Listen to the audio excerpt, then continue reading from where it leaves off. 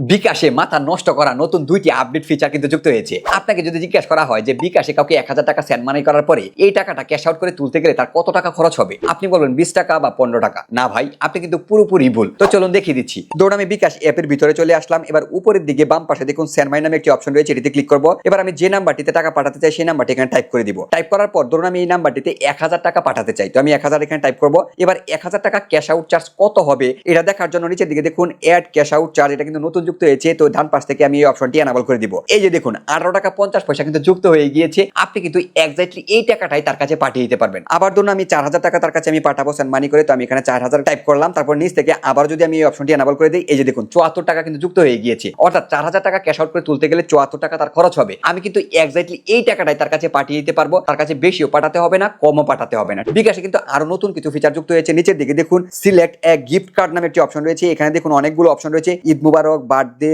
Wedding, anniversary, অনেকগুলো card কিন্তু এখানে আছে। তো এখন যেহেতু রোজার মাস সামনে ঈদ আছে, তো আমি এখান থেকে ঈদ মুবারক এটা সিলেক্ট করলাম। সিলেক্ট করার পরে এই যে দেখুন নতুন সুন্দর একটি ব্যানার কিন্তু এখানে যুক্ত হয়ে গিয়েছে। আপনি এবার যদি নিচ থেকে সেভ এন্ড কন্টিনিউ ক্লিক করে টাকাটা তার কাছে পাঠিয়ে দেন, তাহলে কিন্তু এই সুন্দর ব্যানারটা সহ তার কাছে কিন্তু চলে যাবে। আর যার কাছে পাঠাবেন সে কিন্তু দেখে অনেক বেশি খুশি হবে। তো এইভাবে কিন্তু আপনি ঈদের সালামি যে কাউকে পাঠাতে পারেন। এই দুটি ফিচার কিন্তু আমার অনেক বেশি ভালো লেগেছে বিকাশের ভিতরে। তো আপনার যদি ইনফরমেশন ভালো লেগে থাকে অবশ্যই লাইক করে দিবেন। আর এই ইম্পর্টেন্ট টিপস আমি ভিডিও প্রতিনিয়ত পেতে আমার পেজের সাথে যুক্ত থাকতে পারেন।